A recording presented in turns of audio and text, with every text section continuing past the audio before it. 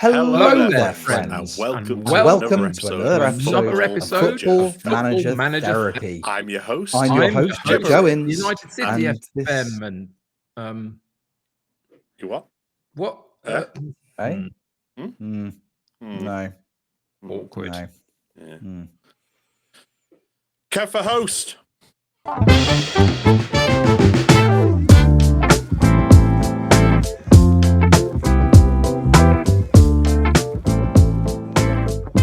Hello there, friends. So just checking him on my own this time. No, I'll carry on. And welcome back to another episode of Football Manager Therapy. I am your host, Rich Owens, and joining me this week, we have two of my wonderful friends. We have the United City FM, Kev, and we have Jebaroo. Kev. Yes, Rich. How are you doing, pal? I'm doing very well, thank you. We've got through another week. Things have happened. I can't remember half of them at this point, probably, but it's been all right. We're still here, and we get to do another podcast, and that's a many splendid thing. We absolutely do. We absolutely do. The sun is shining, so we've shut ourselves in dark rooms to have a little chat about Football Manager. I can't think of a better way to spend a Sunday morning, personally. Also, congratulations, mate. The people got what they wanted last week. It happened. These are the rumours going around, the nasty, malicious rumours. I have no idea what happened at all. It's all a bit of a blur, to be honest. But You'll get used to it. The dizzying highs of hosting a podcast. It's a really incredible thing. Good. I'm glad you enjoyed yourself. And it was genuine. It was a wonderful listen. Jeb, how are you doing, pal? Off the back of last week, actually not great, but you know, I've had a week. I'll say that much. There's been some stuff happened to Insomnia Gaming Festival this week. If you're unaware, it looks like they've gone into complete liquidation. I used to obviously be part of that, but then I've also got many friends that are part of that as well. And it's just horrible business, I guess, really more than anything else. I mean, a show that's gone on for 25 years, probably just gone completely. Hopefully, maybe somebody will bring it back, but unfortunately, can't see that light.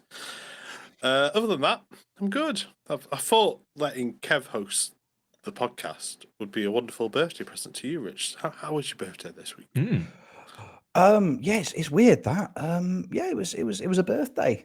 Being 39 now. Goodness me, being 39 is it's exhausting. It's absolutely exhausting. I've had a new rep. Did you have the same dread as me when you went, for my next birthday? Oh my God, I'll be 40. Yeah, that's something that again it's been mentioned to me in the build-up for the last 3 or 4 months. Like, hey, next year, next year. I'm like, yeah, next year. Oh, no, boys. See, I'm here to help you out, all right? Okay, having been there and done that, what I can tell you is that your 40s are the new 90s. Boy, do I feel ancient. I mean, for goodness sake, it's ridiculous. Oh, no. So you got all of that to look forward to. Trust me. Enjoy your 39th year, because it's all downhill from there. I don't know how I function anymore being in my 40s. I thought you were telling me Britpop and Pogs were coming back, but never mind. Ooh, I know. I was so excited. I was going to go spend my pocket money on Go-Go's. I was so ready. So ready. Going to play Championship Manager 2.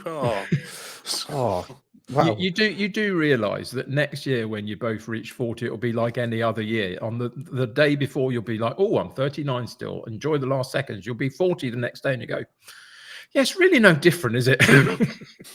Just didn't. Yeah. Cool.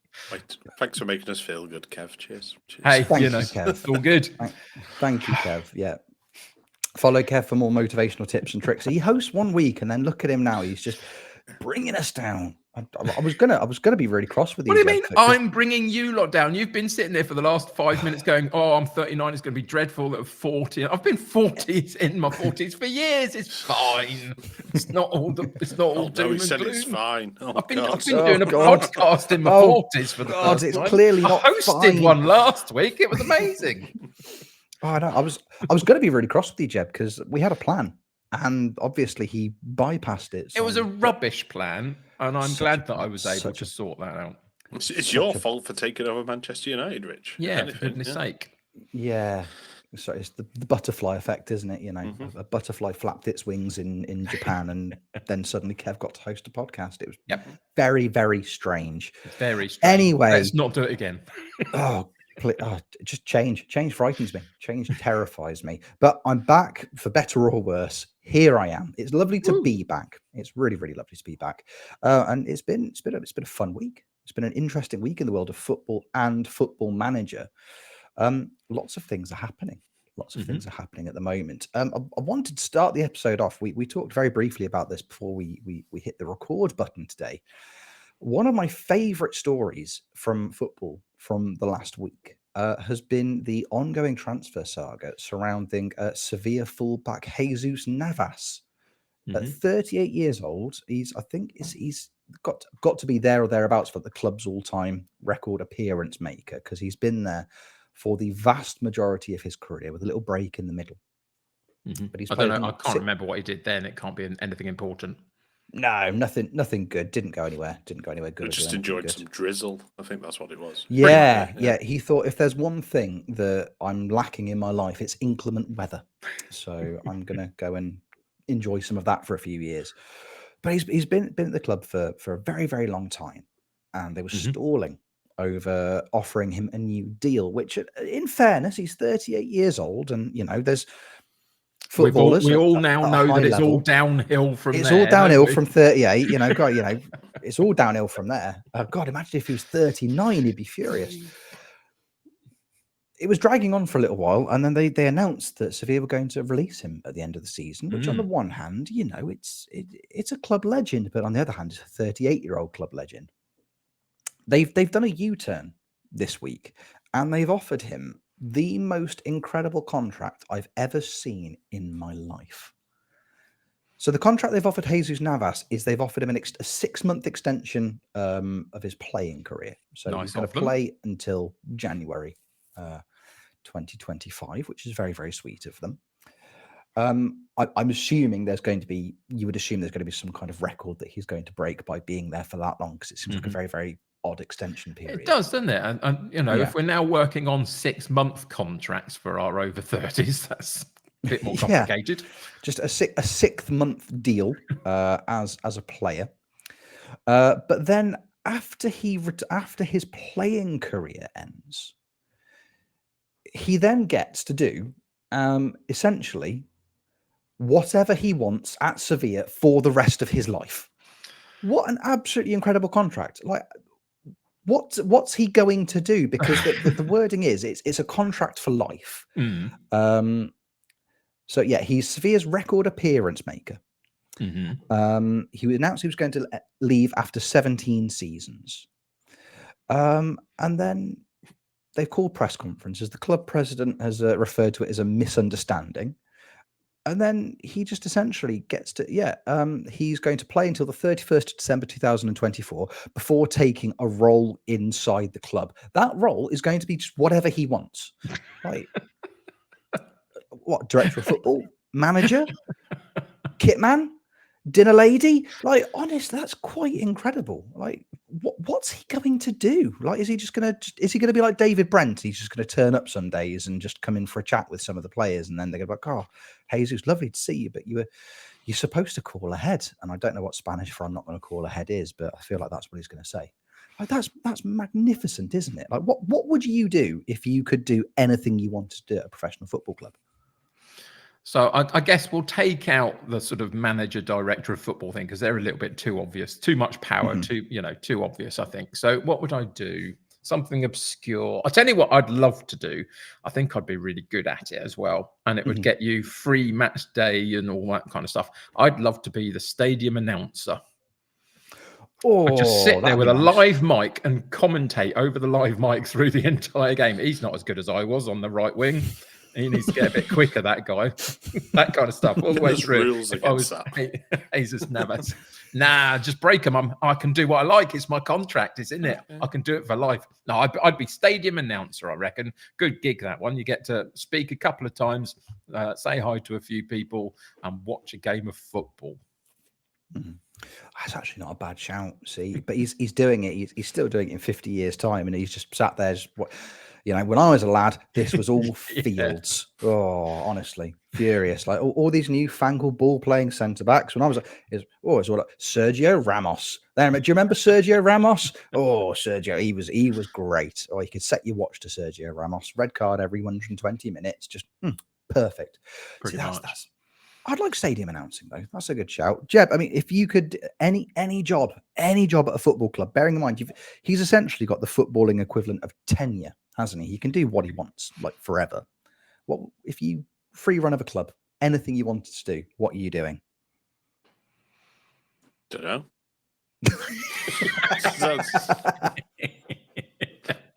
Put me on the spot here. Yeah, I have. You could be my sound engineer for my stadium. Well, you don't want me as a sound engineer. That'll just go horribly wrong. Exactly. I mean, I'm just pressing all the wrong buttons. I know exactly. Carlton will do it. It's fine. Yeah, exactly. Yeah, Carlton Palmer will do it. Yeah. See, a bit of a left wing choice at a Spanish football club, but yeah, Carlton will give it a go. I think he's got it. He'll tell us jokes at half time. Yeah, I don't know. I was thinking like, what player out of your FM saves would you keep? Like maybe your current saves that you keep on a lifetime contract. I mean, it's difficult for me. I think it's probably going to be Kefi Turam, like off the Wolves save. I mean, off the Wolves save. That's my lifetime contract. Probably going back to some of the other ones. I mean, it's usually a wonder kid, isn't it? A wonder kid that's amazing that immediately gets picked up by PSG. It's like, you're not going anywhere. Yeah, you're signed for life. Like, yeah, you are staying forever. Their buyout clause is infinity money. Just there you go. That's they've got it. Damn it. Forget it's PSG. That's really frustrating. Yeah, that is true. Actually, keeping a wonder kid around at the club forever would always be. They won't be happy though, I guess. So they'd be furious. Yeah, exactly, they'd be absolutely furious. All right, we take Kefi Turam then. How? Because obviously Jesus Navas now he's 38 years old. He's playing until the end of this year. So I'm just looking at his date of birth. So his date of birth is the 21st of November. So he's going to be 39 years old when he hangs up his boots. Great towards age. The end of next season. Great age. Yep. Yeah, great age. Cracking age. If anything, it gives me, in hindsight, it gives me hope that, I could have been a contender up until 2 or 3 days ago, where now I'm happy to say if I do get a phone call about the Euros, sorry, 39 now. I'm probably gonna say no to that phone call. Just going to watch it with friends, by the way, not playing in it, just going to the pub to watch it with people. That just playing in it. Oh god, no, that sounds exhausting. But yeah, he's going to be 39 years old when he hangs up those boots at the end of this season. Is Jesus Navas? You've talked about somebody like a Kefi Turam, who in your save at the moment he's like what, 27? Give or take 23, 24, I think. Oh, he's only 23, 24. So there you go. I'm wishing his life away here. Could you physically see him making a appearance? Would you keep him playing until 39? Would you just have him just to roll him off the bench once a season? I think he'd still play a part. I mean, the way the physicality diminishes in FM currently for younger players is a lot less. I mean, you look at Lewandowski, Salah, that type of player, that they just don't diminish for some reason. They just keep going, like Haaland as well, I guess, if you get that far into the game. So if you're getting a good 20 years out of somebody, I'd probably say a lifetime contract suitable for that type of player. In 15, 20 really good years and they're the key player, yeah, it makes sense. If it was like, let's say, Tony Hibbert, he was a lifetimer. Distinctly average for that entire life. That's what he was. How dare you? How dare Cafu went on record, I'm pretty sure, saying he wore Tony Hibbert pajamas. It was sure. Yeah, absolutely incredible. All the great right backs from history look up to Tony Hibbert, who permanently looked like he was in his early 40s as well, which is just nothing short of incredible. Actually, I like the idea of that. It's like lifetime contract. It's always fun on FM saves, isn't it? Bringing one of those players into your backroom staff. I don't like to say that I was a trailblazer, but one of my very, very old Sheffield Wednesday saves. The save where I signed the player called Richard Owens, who was distinctly average, but I kept him in.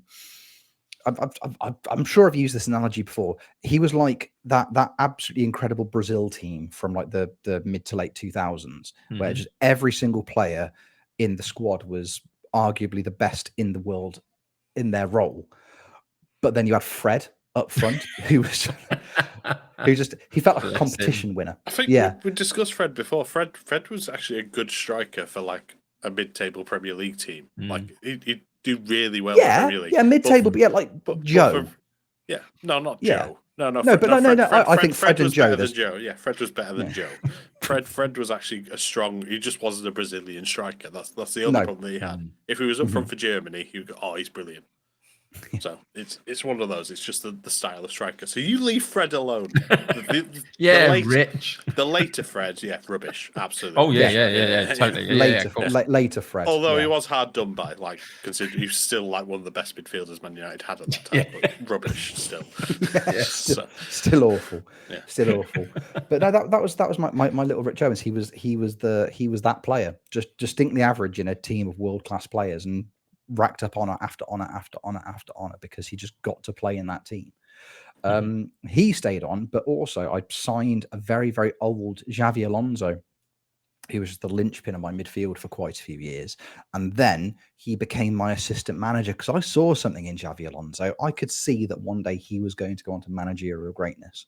So he assistant managed my team for a very, very long time. And he had managerial offers coming in from all over the place after 6 or 7 seasons once his managerial attributes had grown, but he never wanted to leave.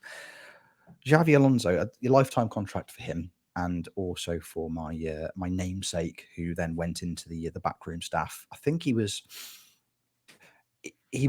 a coach. I think he went into like physio. He wanted to be like a physiotherapist or something similar, but he was a terrible physiotherapist. But I just kept him on anyway because I was like, "Go on, you can stay here." He scored so many goals just by being average, but you can stay on at the club. I don't think he had anything at home to go home to. I think that was the problem. I don't think he had anything worth going home for. So I kept him forever. But sorry?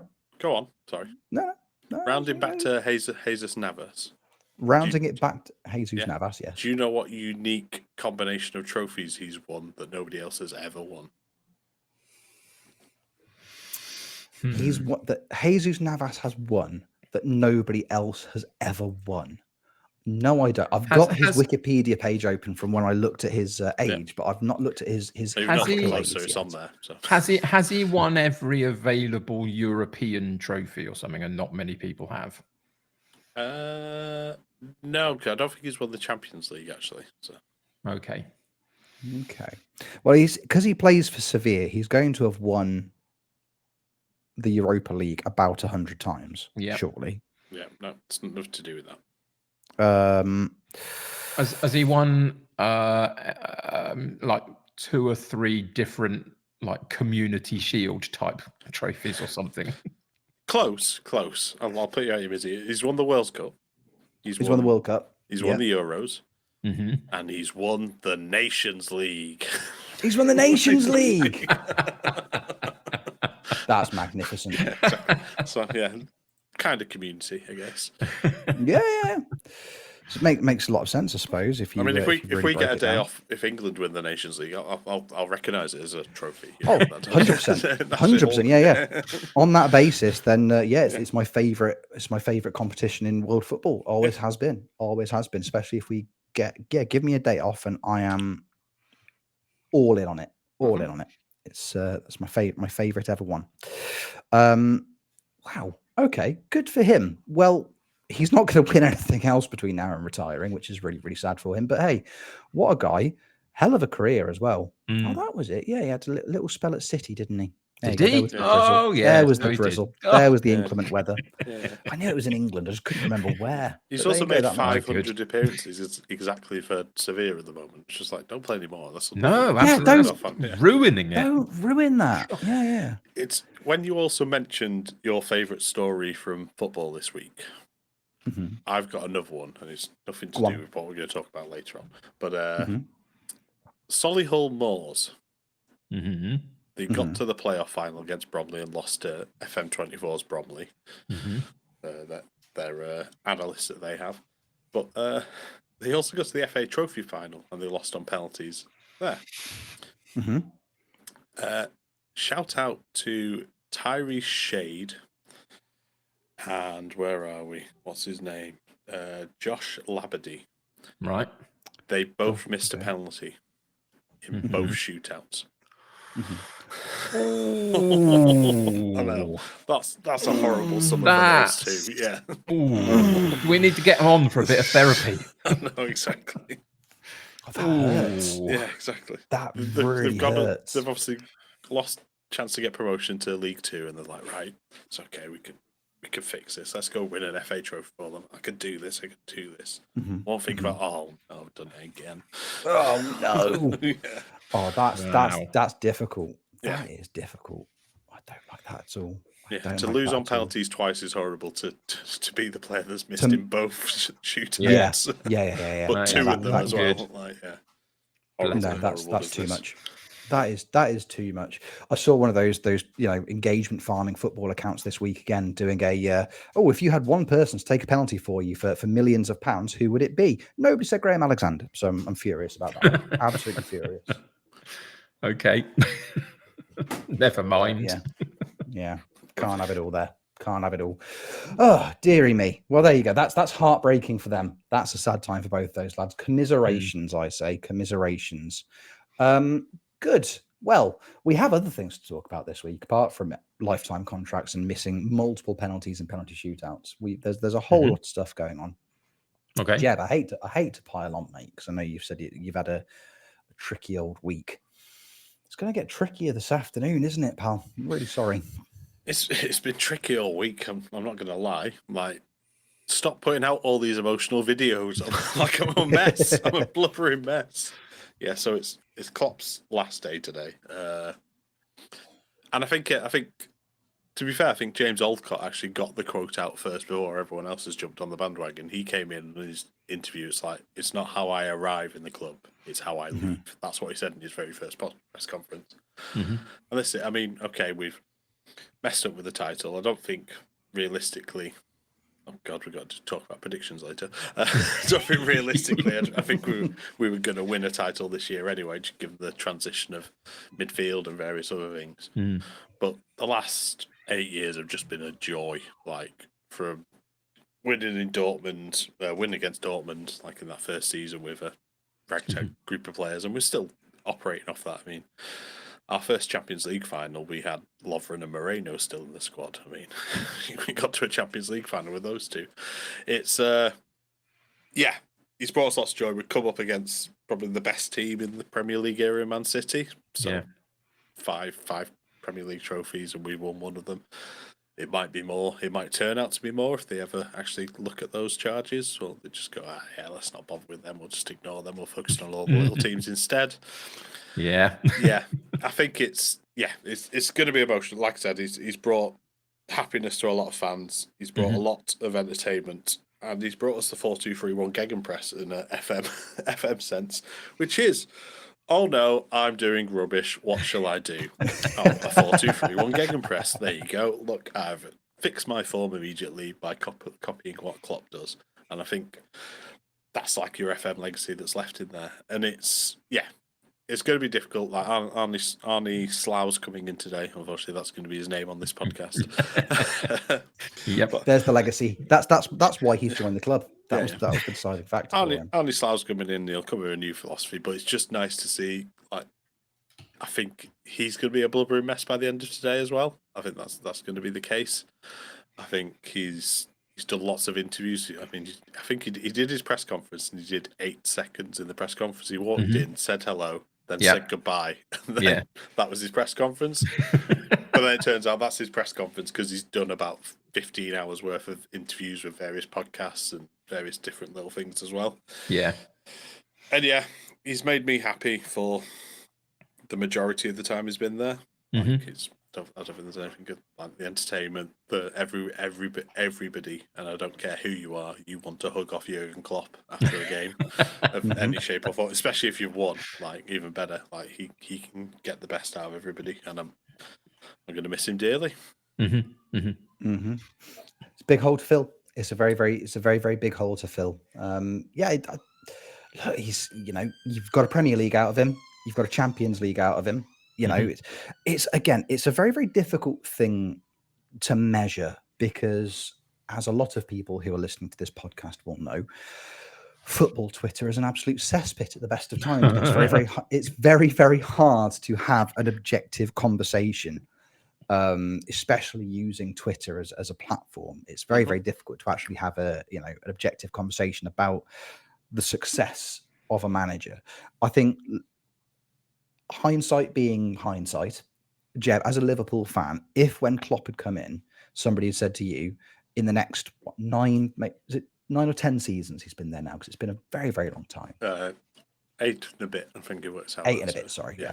In the next 8 and a bit to 9, 9 years, this man is going to win you a Champions League and a Premier League. Surely you'd have bitten their hand off at that point for that. Yeah, definitely. And I think that's it. I mean, I've been waiting my entire life for a Premier League to happen. I mean, I was 5 years old last time it won the Championship. I don't remember that. For some reason, I remember the Arsenal game, the 2-1 game, but I don't remember that. So it's to bring that success. But I think it's and it comes up on, I think I watched the Anfield Rap podcast, which is actually on behind me at the moment. I was just chatting to him. There was a period like 2018 to 2020 where it was just such a joy to watch us. I mean, somebody came up this morning when we went on that unbeaten streak. We won 36 games out of 38. We were just destroying teams, and then Watford beat us 3-0. Still makes no sense to me whatsoever. And there was like the Man City Champions League games where we just destroyed them 4-0 like in the first 20 minutes. And there was a style of player that he used to pick up various players that just like felt like they'd been hard done by. Salah, as an example, who's hard done by at Chelsea. He moved on to Italy, did all right over there. Oxlade-Chamberlain, Arsenal said, "Oh no, you can't play in central midfield," and he could when he was on form. He really could. Even like little bits like Thiago coming in, like bringing Thiago. I'm gutted he's leaving. Granted, he's been injured for 50% of the time he's been there, but he is probably the most beautiful footballer I've ever seen, play for Liverpool, because I've never seen anybody take one touch and take 3 players out of the game immediately. I mean, there's the goal against Porto where he hit it and it just flew straight and low and then went up, and you're just like, I don't know how he did that, but he did it. And you can just watch it again and again. And it's those type of players like Joel Matip, he's leaving as well. He was kind of hard done by with Schalke. He's been amazing. And it's like Trent, Robbo's a perfect. Robbo couldn't even play for Hull. Yeah. And look at him now; he's probably one of the top 3 left backs in the world, if not the best. Like I said, it's those type of things that really drew me to Klopp. He's made cult heroes out of Divock Origi, just because the various times he'd popped up and scored winners. The passion stuff, and I know everyone loves it when Klopp has a meltdown, but it's because he cares, and I think that's the difference. He cares, and he'll admit when it's like, oh, we were rubbish. If we're hard done by, he'll get angry about it. I mean, the funny one is the 12:30 kickoffs, but if you actually look at the statistics, he's right. We played, I think it was something like 21 early kickoffs, and nobody else has got more than 15.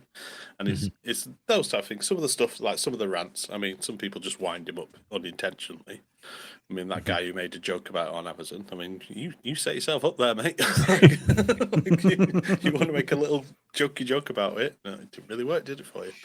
But yeah, like I said, I hope he does hang around. I mean, I hope he takes a season off. Arne Slot does all right. Maybe gets the sack and we just bring him back in again. I mean, just need a year off. I don't think he's going to go anywhere else in the Premier League. I wouldn't be surprised if he didn't go anywhere else at all. But we'll see. I mean, he might get that itch again. You never know. I mean, can you see any genuinely desirable jobs coming up from in world football in the next in the next 6 months to a year? I can't. No. There are no clubs that I'm looking at and thinking, yeah, that would actually be the logical move for him. He could do a Cody Rhodes and go back to Dortmund and finish the story. I don't know. It's but what, with a massive Liverpool neck tattoo. Oh, yeah, exactly. Yeah. The Bavarian nightmare. Yes.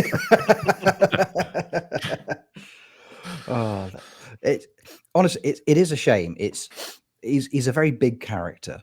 Yeah, I think that's one of the fair things to say about Jurgen Klopp, and I think it's football needs characters. Football needs a Jurgen Klopp, and I think there is going to be a bit of a, no disrespect to Arnie Slough, who could, as it turns out, just turn out to be a complete maniac. But it feels like there is going to be a little bit of a hole in the Premier, just in terms of that's we're losing a character from the league, I think, at the end of the season, which is a real shame. I mean, Kev, you've been at, you went through at United when Fergie inevitably left. Would you say that this is kind of in terms of, an end of an era? Would you say it's fair to say this is Liverpool's equivalent of Fergie finally hanging it up?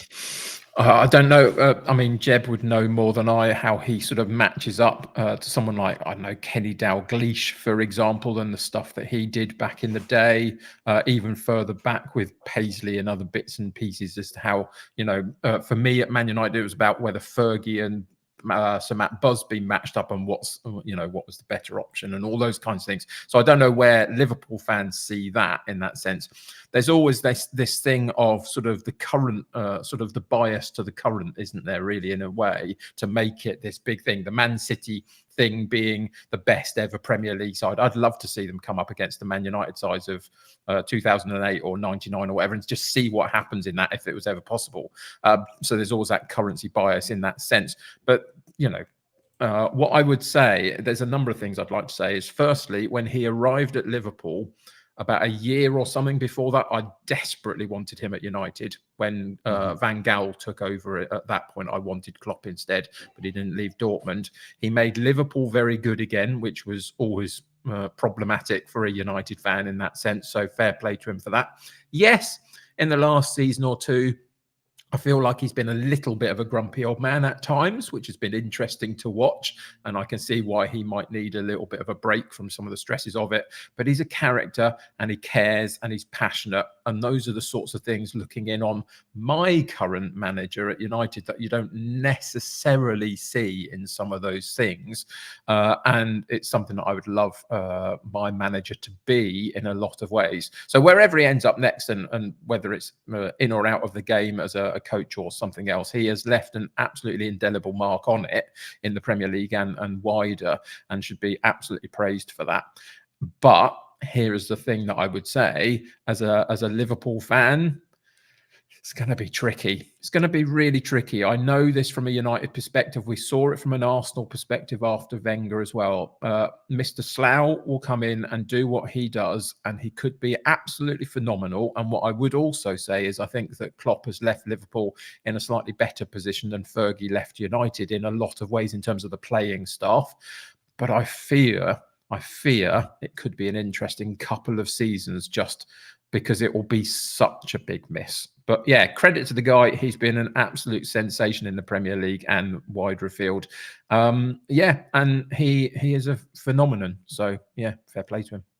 I think one of the things that sums it up is Guardiola's come back and said that's my greatest ever rival. Like, he'll never be matched. Wow.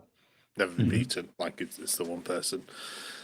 Like, because Jose Mourinho, I think another podcast was that Mourinho was always like the antithesis of Guardiola's style of football, but it's actually probably more likely Klopp, because Klopp, like, we'd beat City so many times, or the nice thing about City Liverpool games, it used to be like the Liverpool United games, every single time you could guarantee it'd be a boring 0-0 most of the time. Sometimes it was 7-0 and various things like that, but like usually you didn't really get very exciting games. You can guarantee a Liverpool Man City game would be an exciting game. There's never they'd just both go for it, and it was great. Like, and I think the pressing style, like, of us in earlier days, was just like unstoppable.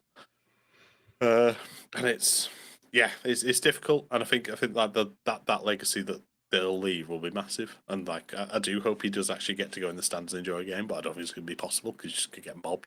People are going to want selfies and all sorts of stuff. It's quite interesting that he's been into Liverpool City Centre for a meal twice in 9 years, because the first time he went, he just got mobbed, and that was like after one game. And I love the guy. It's as simple as that.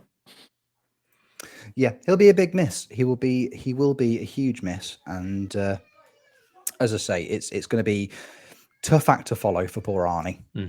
But wish him all the best. Yeah, absolutely.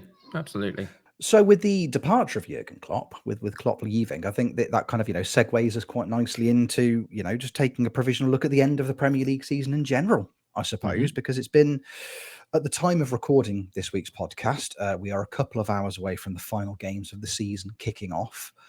It's a very, very exciting one at the top of the table. Obviously, we don't have a champion crowned at this exact moment in time. It's the first. What's the statistic I read this week? I think this is the first time a Premier League season has gone down to the last day where United or Liverpool haven't been involved in it in some capacity. So it's a brand new last day nail biter for Arsenal and for City. But if we look at, it's a really rubbish fact. You wheeled this out earlier in the week. It's a great fact. It's a great fact. City are involved in it. City are involved in the last game of the season. Wow, how exciting! Yeah, but they're not always. There's sometimes. Where have you been for the last 10 years? Yeah. And I beg to differ that Man United aren't involved. I mean, we could potentially get 7th if we're really, really lucky. Come on. I mean, that's a big deal. Sorry. Yeah. Look, I'm sorry. I'm sorry. And they're putting the Liverpool game on in full as well, so they're involved. So sort of lies. So, yeah. Okay. Fine. Good. Apparently, there's a title race going on, though. I wasn't. Yeah. Sorry that neither of your teams are involved in it. I'm sorry. Sorry to have brought that up. Anyway, we haven't got a winner. We haven't got a winner crowned yet. We have got a top 4 confirmed, though. We have absolutely got a top 4 confirmed. Congratulations to Aston Villa, who have secured European football so secured Champions League football, which is quite incredible. Looking back, we made some predictions at the start of the Premier League season, or just before it all kicked off.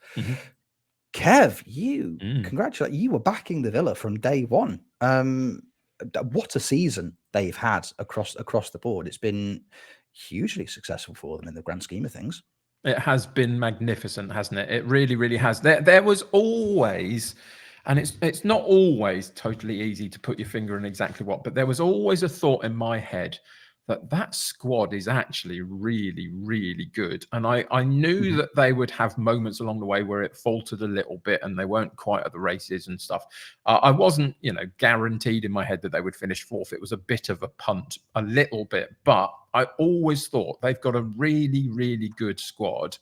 And I think Emre's really amazing. I think he's demonstrated. I mean, Steven Gerrard was there before and really, really failed with that particular set of players. And Emery's come in and done bits with them this season. They have been fantastic. Built off, Watkins scoring lots of goals. They've got lots of wide men with some pace and energy and skill within them. They've got some dogged midfielders in the likes of McGinn, etc. And they're just really well structured and protected at the back, etc. And they've also got a bit of a Looney Tune as a goalkeeper. So, it all helps, doesn't it, really? It was a magnificent performance from them. I look forward to seeing what they do in the summer to boost their numbers and sort of figure out how to improve what they've got. And then 2, what they do next season, balancing those European ties, etc. In the Premier League. But, yeah, phenomenal season from them from start to finish, really. I think them having Bailey fit for the whole season made a massive difference as well. Yeah. We've not actually seen. Has he been in the Premier League like 3 seasons already? Something like that, yeah. Same with Diego Carlos at the back. He's been really good for them as well. Yeah, bit of a bruiser, but it's exactly what Villa needs at the back. Definitely, it's a really good squad. Yeah, I was desperate for them in the network save, if I'm honest, when we first got going with that one, really, but it just never happened. But yeah, I think there's some, if you look at it from an FM perspective as well, I think there's going to be some players in that Villa team that, I know we're a ways away yet, but once FM25 rolls around, you start to look at some of those, those players that pick up those real boosts in attributes and suddenly start to become, really, really, desirable signings, especially if you're doing like a top league save. Ollie Watkins has been phenomenally good. Yeah. He's going to be an absolute force next season. Was it 19 goals and 13 assists from striker? That's those are some numbers. Those are some absolutely incredible numbers. I hope he can really make an impact for England in the summer as well, in the squad at the Euros. If he can get a couple of games here and there where he comes on and makes a difference somehow, I think that would be amazing for him. Yeah, definitely. I think it's that way. And I think they've also done it without Tyrone Mings, all right? He gets lambasted a bit, but he got injured very early on in the season, but then they brought in players like Conser and things like that, and they've just stepped in really easily, and I think they've kind of shown that way. I mean, it was the Liverpool game on Monday night. I have said it on the background during the network, so it was just bonkers. It was just back and forth, but it was just the way you want to see it. And Villa have been involved in a lot of those games. I think they've had it with Arsenal, they've had it with City.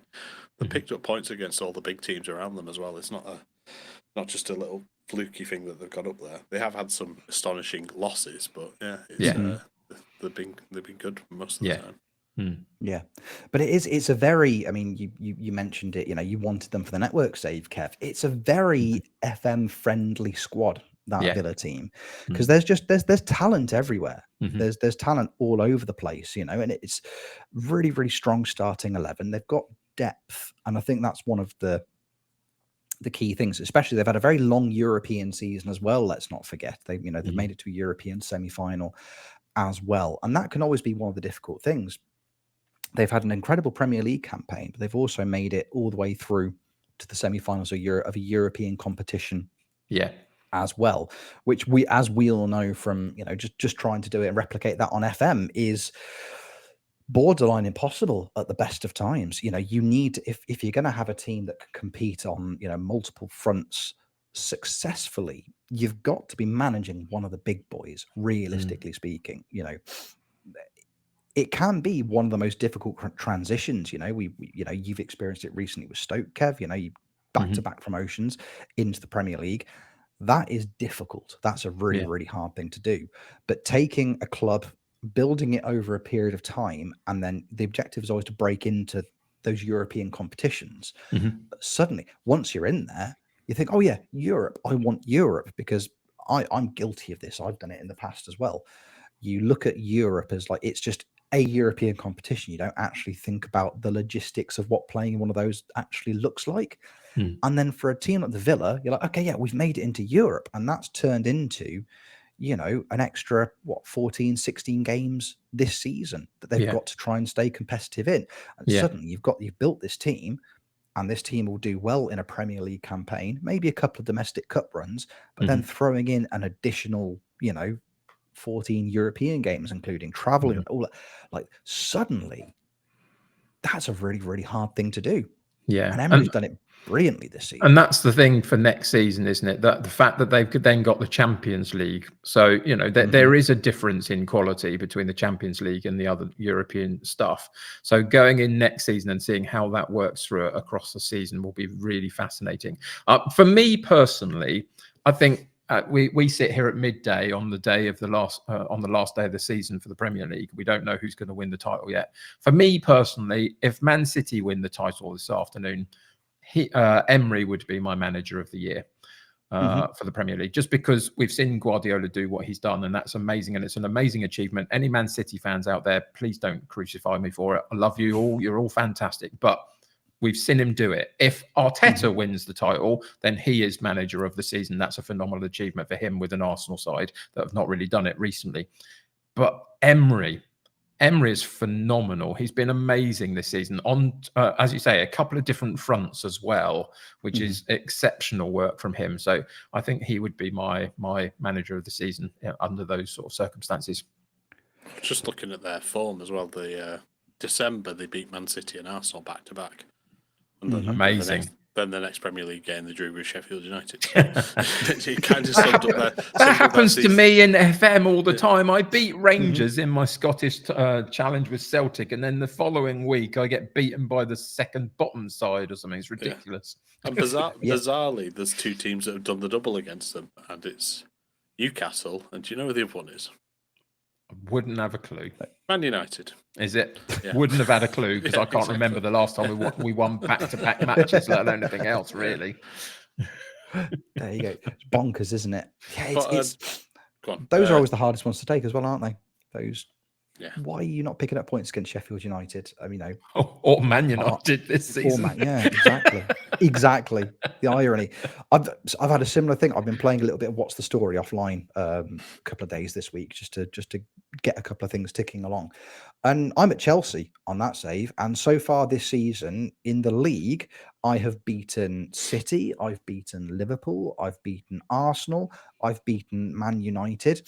I've lost 2 games in the league so far. Spoilers. I lost to Newcastle 2-1 on the 4-2 on the opening day. Mm-hmm. And the other team I lost 5-0 away at Nottingham Forest.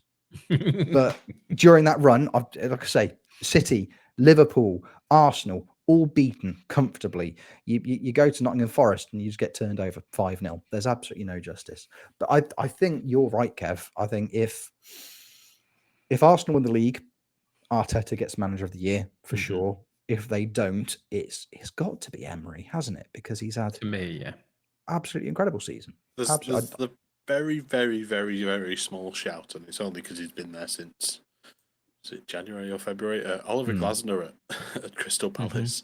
He's been phenomenal.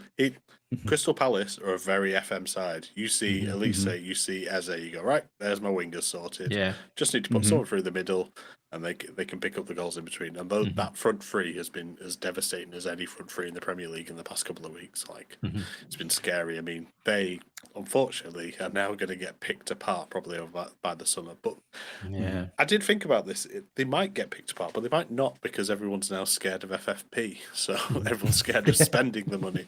But at least say with a 75 million release clause, okay, the injuries are there, but when he plays, he's he really is.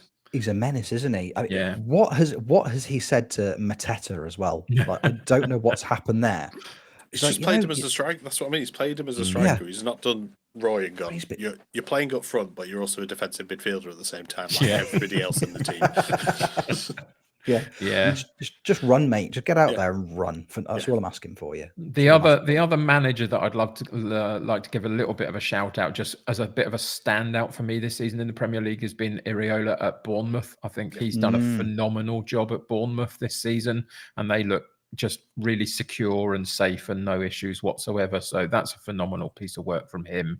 So yeah, Glasner, Iriola, Emre, those are my standout managers, really, unless Arteta wins the title. Sure. Iriola's gone under the radar for me. I feel like we talked about this during the network save when we did it last Monday. Like, I couldn't have told you who was in charge at Bournemouth this season, because they've just they haven't really like flashed up on my radar, but by their standards, they've had a really good, I'm looking at the table now, like comfortable 48 points. Like, they've won almost as many games as they've lost. Like that, by Bournemouth standards, it's a really, really great season. Yeah, obviously we've been joking about Dominic Solanke being the best striker in the world for a little while now, but I get it. You, as a fan of a club like Bournemouth, and I feel like this is in a roundabout kind of way is a fair comparison. I'm a Sheffield Wednesday fan. If next season somebody said to me now, next season Sheffield Wednesday are going to finish 10th in the Championship, I would snap your hand off for that now. Absolutely. No nonsenses, no major issues at the club, just a nice, comfortable mid-table finish. Yes, please, and thank you. And I feel like there are probably Bournemouth fans that if you'd offered them that at the start of this season would have asked for the exact same thing as well. So I think that's a heck of an achievement from them. So wonderful, wonderful shout. Opposite end of the spectrum, I suppose, one of the clubs that have really surprised me, I think mostly due to the management, Burnley. I'm surprised. We've talked about the European qualifications and that kind of thing. Obviously, the title race is still on, is going to be decided this afternoon. The final relegation place is as well. But genuinely, Burnley have really surprised me. I didn't have them in my 3 to go down at the start of the season. I had Luton, I had Sheffield United, and I had Nottingham Forest. Those are the 3 that I was pegging to not beat the drop this season. Yeah. Don't get me wrong. I didn't think Burnley were going to be incredible. I thought they had enough about them to hold it off, mostly due to Company. I think Company's brilliant, but that's really surprised me. That has, I suppose, like we talked about earlier, is that do you think that transition from Championship to to Premier League, a bit too much for his very first go at it as a manager? It's difficult to answer, isn't it? Ultimately, in any sort of yes or no way. What my question for Burnley fans, if there are any out there listening to what we do, because I don't, I haven't watched them an awful lot this season. I know the struggles that they've had. I know where they currently are, and all that kind of stuff. But I haven't watched them a great deal. My question is, did it in any way feel like Company just decided this is the way we're going to play, and even if it's not successful, it doesn't matter? Or as he tried to keep them in the Premier League, if that makes sense? I hope that makes sense. But, it feels a little bit to me where last season in the Championship, they were just going great guns. Everything looked amazing. He had a style of play that worked for them. They got themselves up. It was all awesome. And now he's in the Premier League. Did he just go, well, we're going to play it my way because I want to play it, and I can't really change it because that's just how I do it? And even when it wasn't going great, he just went, nope, we're still going to do it anyway, and it didn't matter? Or did he try and change it? I don't think he changed his system at all. And that was a downfall. And I think that's a problem, isn't it? The notable. All right, you don't need superstars, stuff like that, but I could name more than 6 Burnley players, off this season, who've stood out. I think Sander Berger's family come to it. The Fofana, who they picked up from loan on Chelsea. But other than that, like I said, there's just a lack of star power there. Sometimes you just need someone I think Sheffield United picked up Ben Brereton Diaz in the January transfer window, and he actually kicked them on and gave them a little bit of hope. He came in and did what Ben Brereton Diaz, which is just be a menace on the left wing and up front. It works nicely, but I've just not been impressed by them. And it's a shame. They came up really well last season. It's just they've just not really done much, and I don't know. I don't know what they need to do to come. I don't think they'll have difficulty bouncing back because of Company and because of those Championship level players that they have. But I think they've got to attack the Premier League a little bit more. They have a chairman with money in JJ Watt and all the money that American consortium has behind them. Maybe they just need to spend a little, and even if it is dipping down to the Championship and picking off the best of the players, even if it's loan deals, look at all those players that Leeds had this season that were just sat there. Pick up some of them on loan if Leeds would allow it. Some of them wanted to leave, etc. And there's plenty of players down in that Championship or abroad and things like that they could have picked up. Even fringe players at Liverpool, Man City, Arsenal. There's plenty of those around that you could pick up on loan. They just didn't really make those moves, and I think that's where they kind of fell over. Yeah, I think that's fair. I mean, I'm looking at their squad now. They have got a very, very, very high level Championship squad, realistically speaking. There's no superstars in it, and there's no standout players, I suppose. There's some decent players, but there's no real standouts, and I think that's going to be I think that was the downfall in the end. It's a tricky one for Burnley, and again, if there are Burnley fans listening to this, please give us, let us know, how you guys feel about it. Because definitely. it's, I follow a couple of Burnley fans on social media, and the general mood from them seems to have been one of disappointment this season. I think looking at the teams that came up and looking at some of the Premier League teams that struggled last season, the impression that I get is that I think probably at the start of the season, I think Burnley fans would have felt like they would have had a fighting chance at staying up. I think they would have been looking further than, it's like when you get your board objectives, battle bravely against relegation.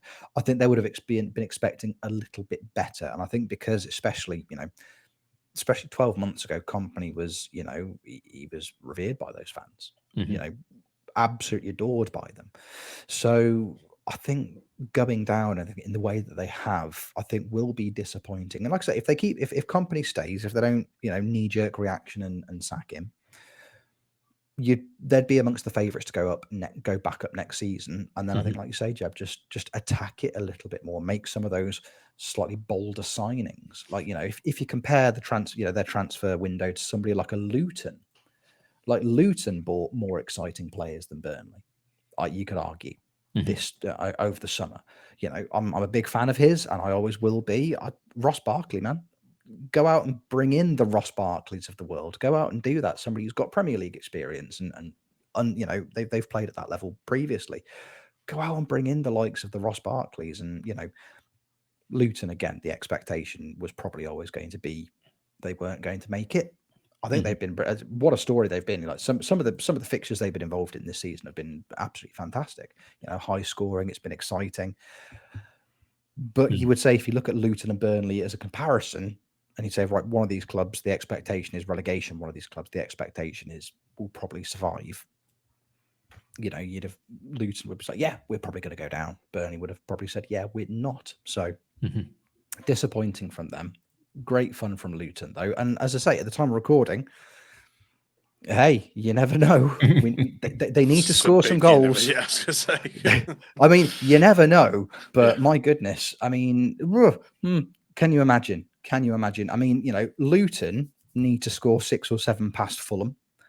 And Burnley, who are already relegated, need to score 6 or 7 past Forest. So, hey, if we're sat here, you know, 6:30 this afternoon, both games finish 7-0, and then we can all go, wow! I mean, what are the chances? Fulham have continued their training that they had last week for Man City by playing with kites in the on the training pitch.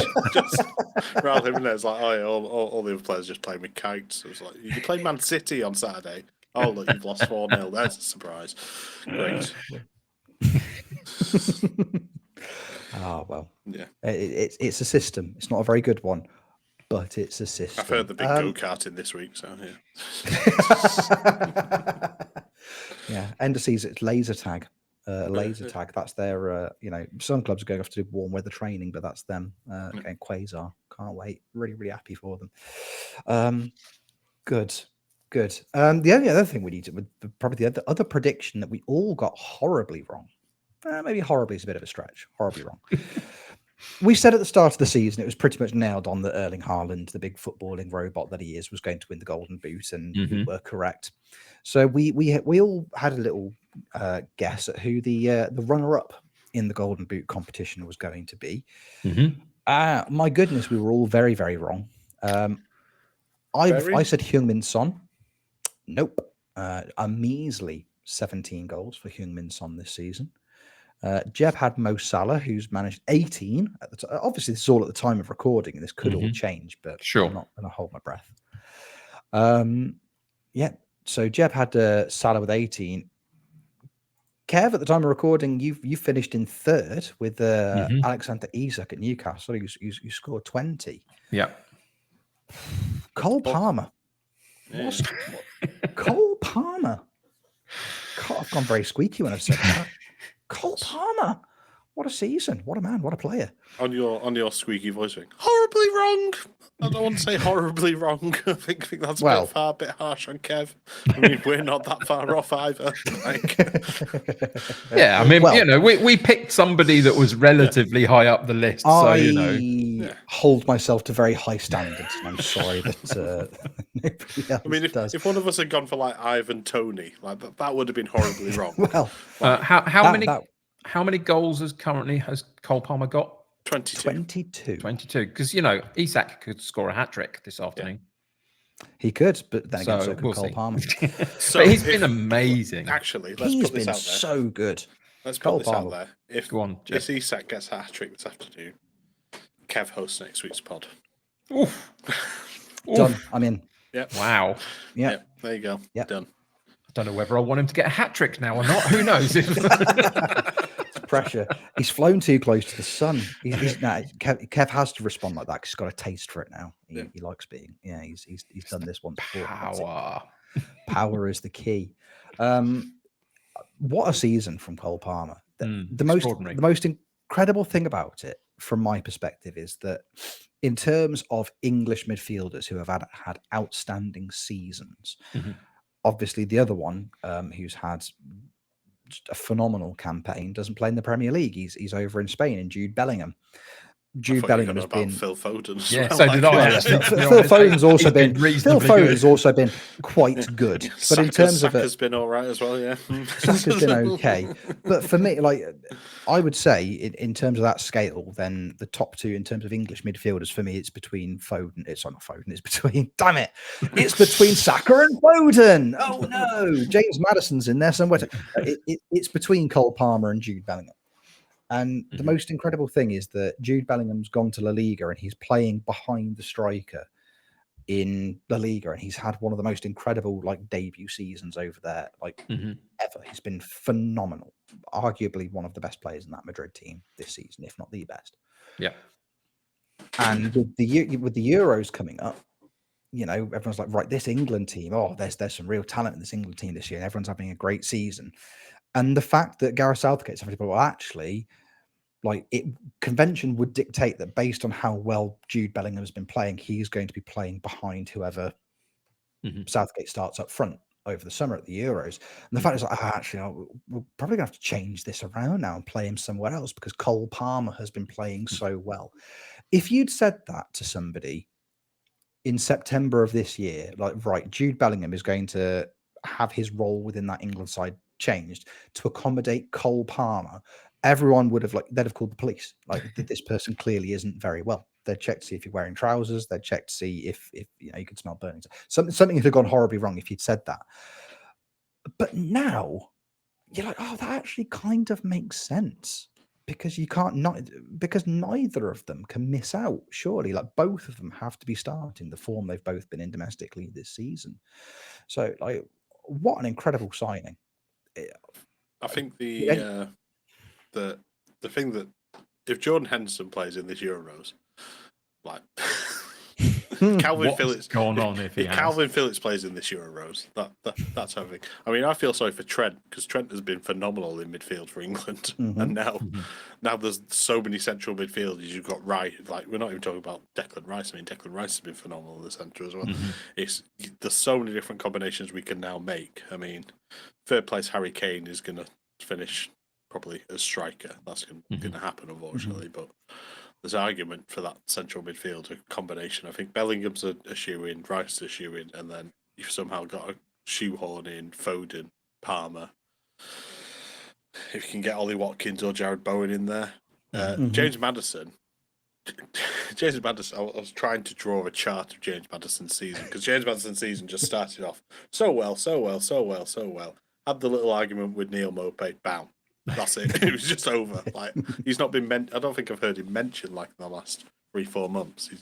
He's had his couple of dart celebration things, but that's literally it. He's been terrible, absolutely terrible for the last 3 or 4 months. To the point where he might not even get in the squad. But yeah, it's Gareth, so I'll probably call him up. You know, like, he's one of my friends. You know, yeah, possibly.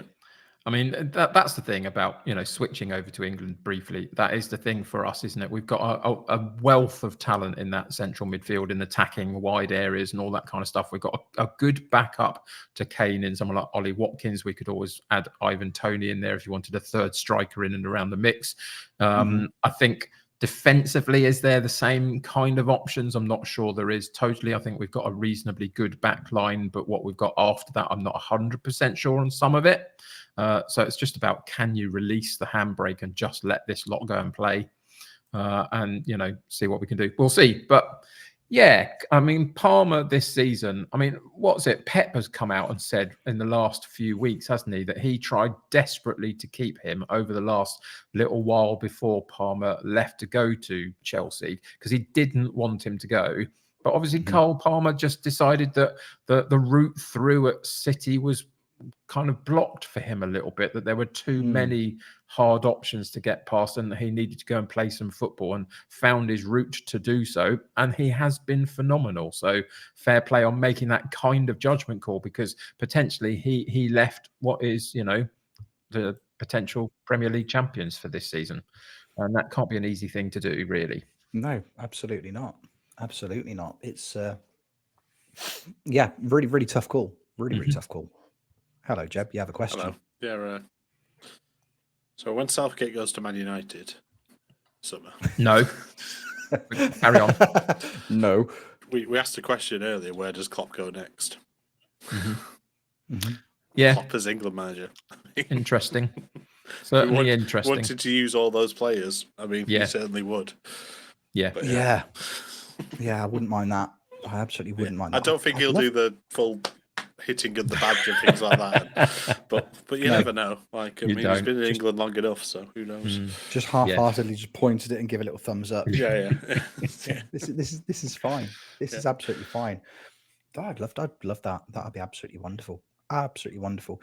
It's weird. Like Cole Palmer, he almost looks like it's again. There are vague similarities in my head to Phil Foden, because I remember listening to the discourse around Phil Foden. Obviously, you're going back a few seasons now, where like Pep was he was reluctant to play him too much. Like 3-4 years ago, you'd hear people, City fans like, well, why isn't he playing him? Why isn't he playing him? If he's so good, why isn't he playing him? He's like, no, biding my time and slowly filtering him and introducing him in, and clearly it's worked because Phil Foden is magnificent. And you almost get the impression that Cole Palmer's looked at that and gone, maybe in 3 or 4 years' time, yes, I'll be part of this system, but can I wait 3 or 4 years? Yeah. Honestly, I didn't expect him to get the game time at Chelsea that he got. I didn't when obviously Chelsea signed just everybody over the summer. He wasn't, first name on the team sheet for me in that Chelsea team, but it's proved. But that's the chaotic nature of Chelsea, though, isn't it? In the sense of they bought so many random players, it felt like a little bit, and then Poch just kind of has to go, well, this week I'll use him, and see what happens. And it just fell into place for Palmer. He got a good few appearances and performances at the right moment, just to say, I am here, I am worthy, let's see what we can do. And it just kind of stuck. Whereas others have come into the Premier League from other places and into the English game a little bit, and maybe struggled just to figure out how to make an impact in it at somewhere like Chelsea potentially. But phenomenal season for Palmer, definitely. Absolutely, yeah. Maybe let's just start a conspiracy theory. Did he Tonya Harding and Kunku? Is that what? Do you reckon that's what? Like just maybe. Do you think? So I think other predictions we all did terribly in. Actually, no. Did you do all right in the manager sacking? I can't remember. I think I did very well in the manager sacking. Yeah, Kev did, and I do well because Eddie Howe's still in the job and people got sacked. So, it was a bit of a bold prediction to suggest nobody would get. You had the sacked. Sheffield United manager, didn't you? I did, yeah. I don't know if he was the first in the end. I cannot remember. Was there somebody before him? I think he was, because we were. I remember joking about this quite frequently, like for quite a few months, that nobody got sacked. Oh, Kev's going to get it right. Kev's going to have actually got this correct, because it was. It looked good for a while. For a while, it looked like it was on, and I was terrified. But I'm pretty sure it was. Yeah, I think everyone acknowledged that Sheffield United were rubbish, but nobody expected them to be that bad. So to be that genuinely awful. I mean, hey, they got better. They got better, but I mean, it's quite easy to get better from 9-0 and 8-0 and various things. Yeah, but they got better. But this for me is like, it's not a million miles away from Derby County bad, because they've just not looked. Even though they got better, the benchmark or the base level they got better from was so low. Yeah. Okay, I'll throw out a very quick summer prediction. Go on. One player to come to the Premier League. Don't matter where. Okay. I'm going to go for Jeremy Frimpong. Don't know where he's going to go, but he's got for a player of his standard, for a player who has been one of the best, if not best players in the Bundesliga, the entire Bundesliga this season, his release clause is a 30-something million pounds for the finished article for an attacking right back or right mid. I think that there are clubs that will be very, very interested in him. There is very interested. I think there is a point that they've made. They need to sell one big player, don't they? They've said. Yeah. So on the right side of FFP.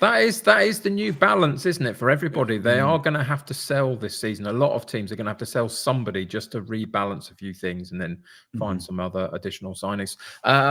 One to come in. I don't know where. I don't know if it's likely, but it's one that I'd like to see. I would like to see Benjamin Sesko in the Premier League. Sorry, Jeb. I was going to bring it back to FM and everything. Sorry, Jeb. That would be one that I think would be a really interesting addition. And there are probably several clubs out there that would be looking for a number 9, a striker of some sort to push them forward. I mean, Arsenal, Chelsea could probably do with one. I mean, Man United could do with one. Liverpool could do with one. And somewhere in there, I think, is a good club for Sesko to go to and impact the Premier League, because I think he's got all the tools to be able to do it. I'm trying to stall as much as I can to give Jeb another opportunity to think. I've already got mine. Fantastic, Jeb. Yeah. So there's a player who's out of contract this summer, and he wore red in his announcement to say he'd be out of contract because he was wearing the red of Liverpool. Kylian Mbappe. Kylian Mbappe is coming to Liverpool. Come on. It's finally on a summer break before heading to Madrid. No, finally happening. Kylian Mbappe. Exactly, yeah. Mbappe, who has announced he's going to Real Madrid. He's not announced anything yet. I'm pretty sure he has. He hasn't. I'm pretty sure he has. He still hasn't announced anything publicly. You'll all see. I think he got the Jesus Navas contract at PSG before Jesus Navas got it at Sevilla, didn't he? Basically, you can play for as much as you like and do what you like. And then he went, nah, you're all right. I'm off to Madrid or Liverpool, one or the other, because it's close. Exactly. There is one, actually. Just before we round this off, there is one that I saw, and I thought it would be a nice little, just to dampen the misery for Jeb. There's apparently Kefi Turam has been linked to Liverpool again, and he's got a very, very low release clause. It's around £20 million. Seen my Wolves midfielder is made up of players that should have come to Liverpool last season. Manu Kone, yeah, exactly. Kefi Turam. Yeah. So one or the other, that'll do. I mean, there's talk of it again, and he's got a comparatively low release clause apparently. Yeah, it's like 13 million. It's ridiculous. Yeah. So. Get if Arnie Slot brings in Kefi Turam, Jurgen who? That's what Jeb's saying. Don't remember him. I will not be saying that. Don't worry. Don't remember him. Pretty sure Rafa Benitez has just left. I don't know what you're talking about. Lovely. So there you go. And one of the bold prediction. Hold us accountable for this when you're listening to this on Monday on Patreon or Tuesday publicly, lads. It is now 35 minutes past 12 on Sunday afternoon. Yep. In about 5 hours time, 6 hours time, who's going to have won the Premier League? Man City. Jeb? Why not Arsenal? Let's just go for it. David Moyes' last hurrah. Moyes' last hurrah. There we go. I'm also going to say Arsenal. I don't know why. I don't know why. It just feels... It's still anyone but City. There you go. Please. Just to balance it out then, because I don't want City to win it. Of course I don't. I'm a United fan, but I think they will. To balance it out, I think Luton will stay up. I don't, but might as well chuck something out there. Yeah, Luton are going to stay up. Arsenal are going to win the league. Apparently Fulham have been playing British Bulldog all weekend, and Raul Jimenez is injured the rest of the squad, so they're just playing kids. Perfect. Here we go. See, this is going to be it. It's the full butterfly effect in action. Sheffield Wednesday are going to win the Premier League for Arsenal because Michail Antonio, the man that was forged in Sheffield, is going to score a 94th minute winner for West Ham against City and win Arsenal the Premier League. Good. Right. Antonio! You'll hear it later. That's the one. Right, I'm going to wrap this podcast up because I'm going to go to Ladbrokes because I've got £2 and a dream. Lads, you know what's going to happen? West Ham are going to win, and then Arsenal will have bottled against Everton. Totally. That's it. Sorry, Arsenal fans. But hey, I'm backing you. I'm backing you to win the league.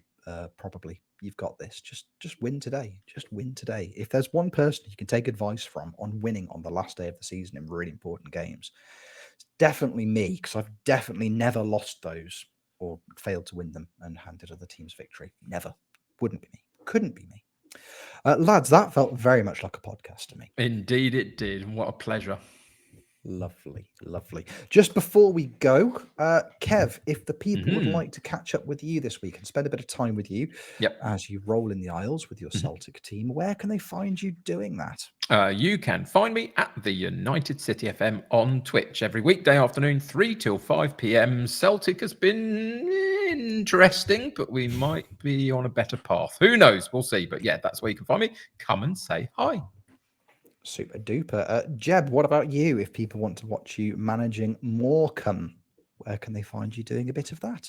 I won't be on, unfortunately, this week. I'll be doing Network Save on Monday, and then I'm busy with work and stuff after that. Just to put it out there, twitch.tv/ycallum. Callum is streaming now. But there's also a certain Dr. Benji streaming right now. What? And he's That streaming can't Football be right. Manager. Surely he's not. not. That's, Yeah, I know. I'm There's checking. no I'm looking. way I that's can't. No, that I can't. know, exactly. So hopefully it might be a return of everyone's favourite FM streamer, Dr. Benji. Wow. Hey, Yeah. what a Hopefully shout. we've turned the corner. We are there where we are. We'll see. But yeah, that's so lovely very to see. stunned. Very lovely to see. Very Absolutely cool. amazing. Good for Ben. Good for Ben. That's lovely. Lovely news. I'm on twitch.tv/RichOwensFM. I'll be network gaming this week. We're going to be doing that. If you're listening to this on Patreon tonight, if you're listening to this publicly, last night. So Monday night for the network save this week. And before we go, I'm just going to start shouting about it. I'm going to be doing this for the next couple of weeks. On Monday, the 27th of May, which is a week this coming Monday, I am back on my fundraising streaming thing again, which will be very, very good fun. I'm going to be doing probably somewhere between 16 hours of streaming on Monday, raising money. Now, the last couple of years, I've done it for St. Richard's Hospice, who were very, very good to my dad before he passed away a couple of years ago. This year, I'm changing it up ever so slightly. I'm doing something quite close to home again. We're raising money for a friend of mine. His name is Bert. Bert is objectively one of the nicest people in the world. Bert and his partner, Sean, both excellent people, both looked after me at different times of my life when I really needed some looking after. Bert has unfortunately been diagnosed with motor neurons disease, which is horrible disease. Unfortunately, it is a terminal diagnosis. There is no cure for it, and unfortunately, as the disease progresses, he's going to be losing a lot of his physical faculties, which is very upsetting. So we are in the process of trying to raise some money to invest in all the things that he needs so he can carry on living his life to the best standard possible. And that includes things like eye tracking technology, because Bert is an absolutely incredible graphic designer, artist, and musician. So we want some eye tracking based technology so we can carry on making music and art, which I know is a huge part of his life. And also, the city we live in is quite potholy and also quite steep in places. He's been provided with a wheelchair by the wonderful people at the NHS, but it's good, but he needs something better. So we want to invest in some form of like incredible all-terrain vehicle with big old wheels and possibly transforms into a robot in some capacity if possible. Naturally. So we're trying to raise some money for that. There will be a link to there's a Just Giving page that I've set up. Obviously all the money that comes in from the Just Giving will be donated straight across to Sean and Bert after the stream ends in a few weeks time. So Monday the 27th of May, 10 a.m. till very late. The network game will be part of that because it's happening on a Monday, so I'll be joined for a portion by Jeb and by Kev, which will be lovely. If you have the capacity to come and hang out and spend some time with me that Monday, please do. Just people's company is always appreciated. If you have the capacity to donate financially, it's going directly to support one of the best people in the world. So if you have the capacity to do that, please do. Good. If you hit a certain goal, I'll have Roy, Carlton, and Jose just be nice to you all night. On that note. Please. There are so few things I actually want in life, but that is definitely one of them. I would just like Rory, Carlton, and Jose just to be nice to me for a couple of hours. You just called him Rory. Yeah, Good Rory old Delap. Rory. Yeah, okay. Rory Keane. He used to play in defence for Man United. He was quite good. Sorry, Roy. Good. Shall we finish and go on our merry way? I'm scared I've made virtual Roy Keane angry now. Angrier. Good. Lads, it's been an absolute pleasure. Thank you very much, both. Thanks, Roy. It's good to be back. Thank you for hanging out with us. Thanks for watching. Thanks for listening, however you are consuming this podcast. And we will see you on the next one for another wonderful episode of Football Manager Therapy. Take care. Love you lots. Bye-bye.